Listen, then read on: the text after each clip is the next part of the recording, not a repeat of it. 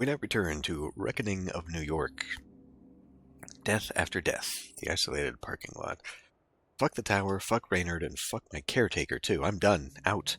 With Kadir pulling all the Camarilla forces, there's probably no one left to guard the only dependable thing I have in this wretched city, my fortress on wheels, my mobile haven. And, thanks to this, I don't know if YouTube is going to monetize this within the first 5 seconds of the video. I'm just now realizing that I've made it here. The haze is kind of lifted, yet this emptiness inside isn't getting any smaller. If anything, it feels like it's expanding with no end in sight. For now, I push that feeling aside because there she stands, my ride or die, the one true escape pod from the dumpster fire of my reality. Right now, this isn't just a car, it's the getaway in our heist movie that'll blast us out of this shithole and onto the freeway of whatever comes next. Hey baby, your prodigal driver's back. Seeing the state they left you in, I'm shattered. Bunch of soulless fucks, they just don't care about anything with a spark of life. Let's be real, if one of us has a soul, it's definitely you. Sorry I bailed. There was some stuff I had to sort out. Trust me, you're better off in the dark. Things that happened, they would just break your mechanical heart. But hey, we'll get you patched up good as new. For now, though, I just need you to do one thing for me. Get me out of here. I can't stay here any longer. Judging the fact that there's 7 chapters, I don't think this is anywhere near the end yet. I cross my fingers and hope they left the keys behind. The last thing I want is to rip you up any further. Don't have spares? I run past the bunkhouse, wrecked by that intrusive Camarilla search, and vault right into the driver's seat. The comfort of the worn leather creaking under my weight is a small but welcome win, but that feeling's short-lived. Keys are, predictably, missing. I look everywhere. The floor, glove compartment, door pockets, sun visor, even the seat crevices. Zip, zilch, nada. That's when I catch it, the distinct jingling of car keys. And it's directly behind me. Looking for these, I take it?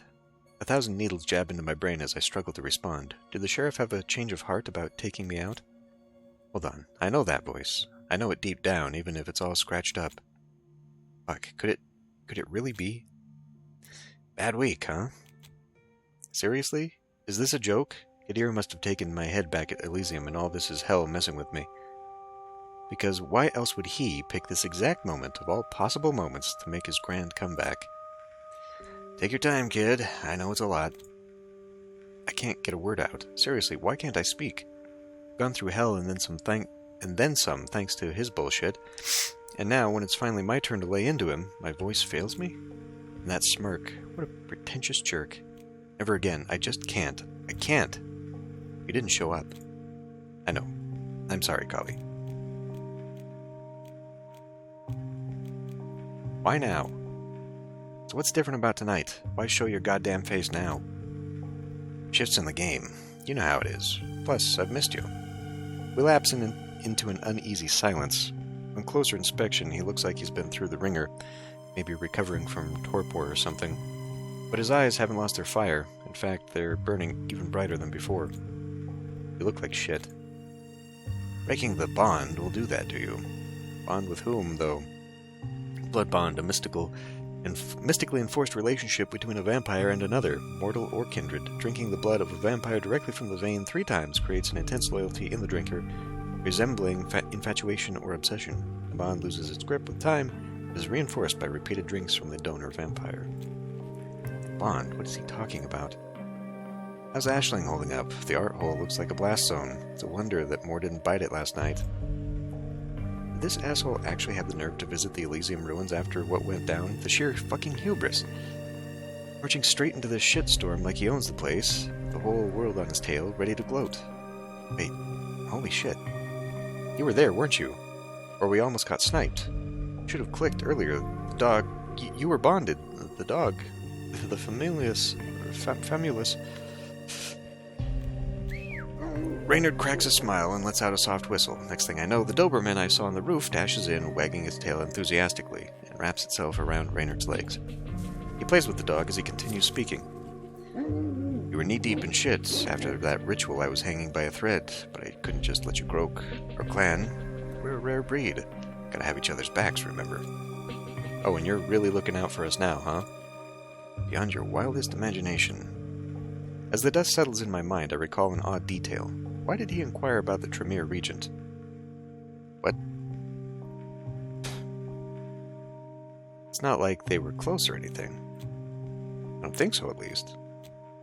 Why the sudden curiosity about Aisling? I might have made her a promise that, honestly, I'm not planning to keep. So, how's she doing? Most of the court was pretty much unscathed, but Aisling, she got hurt bad, like really bad. I don't see her waking up anytime soon. Reynard's face relaxes. Well, I'll be damned. That's one problem we can scratch off the list. We? Does he actually think he can charm his way out of this? Not this time. He can take his act and shove it. Cut the shit, Reynard. There's no we anymore. Not unless you've got a damn good explanation for all the shit I dug up. He raises his hand in mock surrender. Busted. Then he shifts and sprawls in his seat, settling into his usual yarn-spinning mode. Looks like I'm going to be treated to another story, part of our old routine that I know all too well. Listen, I know you've been poking around trying to make sense of things. I get it. No hard feelings. Survival's the game we're all playing. Fill me in on what you've uncovered so I can skip the boring parts. I vow to say nothing, at first. He's lost the right to boss me around. But then, just like that, I'm an open book. He always had this knack, this uncanny ability to crack people wide open. Beats me how he does it, but damn, he still got it. So yeah, I spill everything. Well, almost. Gotta keep some cards close to my chest, just in case. I tell him the tower nabbed me over stuff I was clueless about, and that I threw him under the bus to buy some time. He nods in silent approval. He'd pull the same move in my shoes. Then I bring up Pedric. Oh, so the little rascal who's been tagging along is that caitiff peacemaker, huh? Why, you know him? Not personally, no. Just aware he's out there, taking shit from both sides. Yep, right between a rock and a hard place. How's he been for you? Look, it wasn't even... What I mean is, it's not fucking relevant anymore, alright? It's your story, kid. Spin it the way you want. I quickly push thoughts of Pedric to the back of my mind. Don't need the distraction right now. I tell Reynard that the circulatory system is hot on its trail, all thanks to a leak from the freaking SAD. His lack of surprise irks me. And I fill him in on Jessica, and what she thinks of him.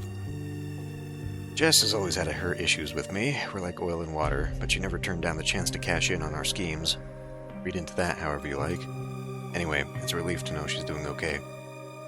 I skipped the bit about bumping into Eli Sansaric. Something tells me that's intel best saved for later. I question Reynard about the arms dealing. Why even go there? Isn't our usual trade pulling in enough dough? And why with the mortals? Is it really related to the uptick in hunter activity?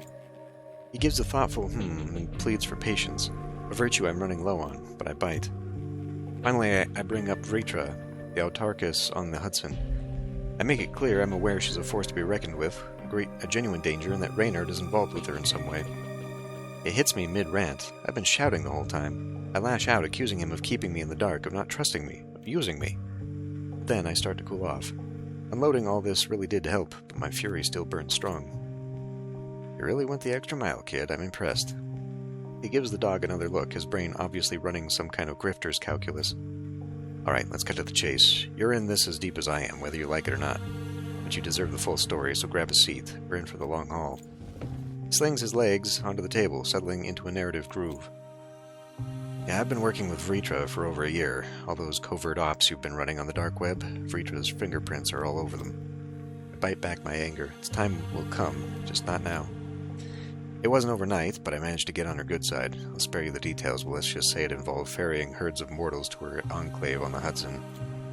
His voice takes on a hint of gravitas. What a prick. And then there's arming Aaron Fletcher with some serious firepower. The Aaron Fletcher? Why him? Jesus, why him of all people? Simple. He's loaded with cash and has the power to sway crowds. Plus, there's the fact that public opinion doesn't buy a word he says. Vritra chose him because he's the type whose sudden death, should it come to that, wouldn't surprise a soul. It played out just as she predicted, a major hunter assembly, fueled by Fletcher's drive and, of course, his deep pockets. It worked a bit too well for my liking, as you probably noticed. I cast a glance at my healing wounds. Yeah, I've noticed, asshole. Fletcher's antics have turned the city upside down these past months, wiping out Thin Bloods, destroying a handful of kindred, rekindling the feud between the Camarilla and the Anarchs, even drawing the attention of the feds. What the fuck, Reynard? Why would you agree to fuel this chaos? It's a strategically controlled chaos, kid. Something at which Vritra excels. She's playing the long game, and her aim is to grab the city by its throat. Can't be just that, right? His smile is sincere for once. It also reassures me that I haven't lost my mojo. It's all a smokescreen. She's after another prize, an ancient blood vial currently in the possession of none other than the SAD. Crazy, right? But here's the kicker. He leans in, icy blue eyes gleaming. This isn't just any blood. It's from Zapathasura, the Zapathasura, our clan's antediluvian. The Ravnos antediluvian who had awakened during an opening Gehenna War event called the Week of Nightmares. During his waking, he was able to drain vitae from his clan from afar, driving many of them into a frenzy of cannibalism and destruction, effectively decimating his own clan. Oh, is that what Diablo... I never did look up Diablerie. Is feeding off another vampire? He met his end in Bangladesh to various parties under the noonday. The death of him via sunlight has forever altered the clan with fire in their veins. Hence why they will explode, I guess, if they sleep in the same place. Zappa who? So now you're a history buff? I don't know. Would she know about this? Would she know about this? I don't know. So now you're a history buff? She'd probably be sarcastic about it. To be honest, never had you down as someone who'd be into history. This isn't about history, kid. It's about the future. Our future. Okay, nerd. His famulus cozies up to him, staring at me with relentless intensity. Gotta admit, I have a soft spot for that dog. Once I got close to Vritra, I bet it all on getting tasked with the heist. She's got resources, but still, it's a direct strike against our kind's most formidable foe. But hey, impossible heists are my specialty. She must have said yes, otherwise you wouldn't be here, dumping all this drivel on me. He grins, oozing cheap soap opera villain vibes. That's right, and here's a nugget for you, something I've kept under wraps. Of course you did. There was a motive behind it all, Kali. No point in sharing dreams that feel out of reach, fantasies just out of grasp. That vial? I had my sights on it long before you came along. I knew it was somewhere on the East Coast, but Vritra pinpointed its exact location. But let me be clear, sharing the blood was never part of my plan. Wow, what a shocker. I'd be offended if he was actually going to let Vritra have it. He falls silent, lost in thought. It's rare to see him like this. Normally he'd snap back almost instantly. But not this time. Something's different. It was there during the Week of Nightmares, you know. Or I was there during the Week of Nightmares. I watched our clan nearly get erased, all at the reawakened hands of Zapathasura. The Week of Nightmares, the name given by vampires the week in which Zapathasura, antediluvian of Ravnos' clan, awakened, generally seen as the beginning of the final nights, the time of signs and portents leading to Gehenna. I'm one of the survivors, and let's just say it left scars. Feels like shit. I'm actually sorry. Don't sweat it. It's water under the bridge now. But that's precisely why I'm doing all this. Whatever Vritra has planned for that vial spells doom for us, and we're on thin ice as it is. I won't stand by and watch. It's up to us, our clan, to carve out our destiny. That vial could be the key to pulling us back from the brink, ensuring we don't just fade into obscurity. You seriously think you can outplay her? The same kindred who sent New York into a tailspin with a flick of her wrist? It hasn't been easy. Vritra is sharp. Before sending me on this mission, she bound me to her blood to ensure my loyalty. Is this what he meant by breaking the bond? It was torture. Every plan I devised, her visage haunted me. It took me a while, but eventually I managed to concoct a plan slick enough to deceive her. So, where's your big win? He scrunches his face like a child robbed of his toys. That's the kicker. Last night, just as we were set to breach the SAD vault, Fletcher threw a curveball by attacking Elysium. The goddamn mess put everyone on high alert and had agencies scrambling to lock down their assets. The SAD decided to haul their stash out of the city. Classic, right? So you failed. There's a catch, of course. Let him weave his story. There's a catch, of course. So what's the twist this time? Are you going to tell me the Potus is one of us and you're teaming up to wreck the economy, ditch the feds, and snatch the vial along the way? Oh, it's way simpler than that. Here's where it gets interesting. The SAD's rolling the convoy out under New Year's fireworks, while everyone's eyes are glued to the sky. New Year's chaos is our cover. Everyone's going to be looking the other way, popping champagne while we pull off the heist of the century. I've laid the groundwork, but we might need to improvise. That's where you come in. I sensed this was coming. The way he spun the story, I know his tactics all too well. I need someone sharp, someone with a knack of thinking on the fly. Someone who doesn't just follow the script, but rewrites it. That's us, Kali. We'll dance around treacherous thugs and snatch that vial right from under their noses. So, what do you say? What do I say? Fuck you is the first thing that comes to mind, but I keep quiet. I'm at a total loss. All I know is I want to punch him so hard his head ends up in his ass. What he did, I think I can never forgive him. He's proven himself to be so utterly selfish, yet part of me can't deny that his insane scheme sounds exciting. Think about it, Kali. It's not just about doing the job. It's about proving we're the shit, fulfilling our true destiny. I don't know that that's enough to justify. Suddenly it hits me like a ton of bricks, the truth of my dear old sire. He's a murderer. The kind who wears white gloves, flashes a grin while weaving a web of lies, cheats effortlessly as if it were his right, coldly sheds blood when it suits his agenda.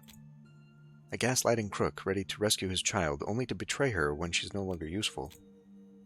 But I have been so blind, so ensnared in the illusion of Daddy knows best. Well, the joke's on me. But it's over. I'm not that person anymore. No more playing the gullible child. It's time to carve my own path, and who knows? I just might beat him at his own vile game. So, you in? What do you think, asshole? Flashes another one of those smug smiles that makes my blood boil, but I can handle it.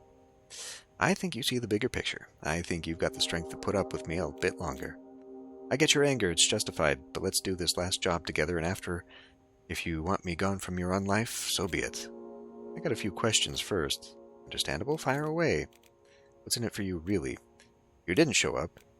Is Vritra truly Blackhand? Why would I want to know about this? Are we still going to harp on this part? What's in it for you, really? Come clean, Reynard. What's in it for you, really? Don't feed me that save the clan nonsense. That's exactly the reason, Kali.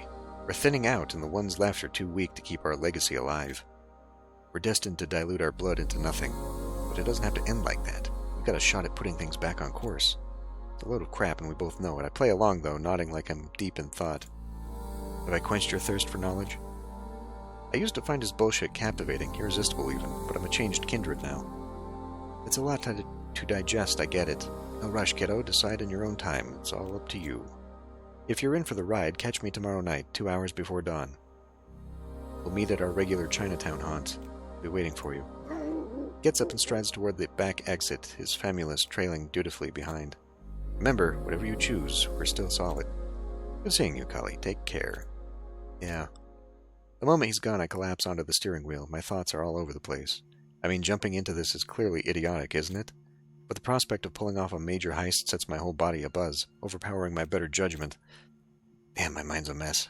Time to clear my head and figure out where to crash for the day. Hopefully Mato won't mind me bunking at his workshop. We don't need to feed, so we don't need to do that. Getting opportunity to stash, I promised Skylar is just around the corner. I really hate flaking out on promises, but damn, I'm starving here and feeling like shit. A sip from one tiny blood bag won't hurt anybody, right? We don't need to. I mean, we don't seem to have a problem. Friends in places. Such a mess I can't even put together one coherent thought. I need to rest, and the only place I can think of is Mato's. Without Pedrick around, I wonder how welcome I'll really be. Now, we ended on good terms last time, right? So you weren't just bragging, huh? Mato gives my RV a thorough once-over, his gaze tracing every line and shadow. There's an unmistakable hint of desire in his look, but he keeps his hands to himself, at least. It's really something. Do all Ravnos roll in style like this? Couldn't tell you. There aren't enough of us to keep tabs on each other. Mato falls silent. His sort of deep contemplation doesn't match his brawny exterior, but it's clear he's genuine. Otherwise, I might have sassed it off. Is it true what everyone's whispering about Elysium and all? Yep. He backs off when he sees I'm not keen on sharing more. He's a rare one, this Mato. I should get going, but just one more question. Shoot. Is Patty okay? I don't want to talk about it. Really not in the mood to discuss him. But can you at least... Mato, seriously, don't push it. I don't want things to get ugly because of your nosing around. Mato's face hardens. He's probably gathered from my tone that his buddy's okay, but honestly, Pedro could just swing by and check in. Alright then, the garage is yours. Get some rest, Kali. You look like hell. I'll do my best. He gives a nod as if tipping an invisible hat and walks off. But I'm left feeling like I missed something crucial. Oh, did I pick the wrong thing? Mato? Yeah? Thanks. Really, I owe you one. Forget about it. A goofy grin on his lights up, and he disappears into the building next door. Now it's just me. I thought cruising around the city at night might untangle my thoughts. Instead, it's knotted them together even tighter. Every sensible part of me wants to cut and run, to leave all this madness behind. But then there's that impulsive side that's been leading the charge since day one, convincing me there might just be some merit to Reynard's crazy plan. If being a raven has taught me anything, it's that snap decisions tend to work out for me in the end. I'm not going to decide anything right now, or right this minute. For now, I'm out. I'll see where my head's at come nightfall. Meanwhile...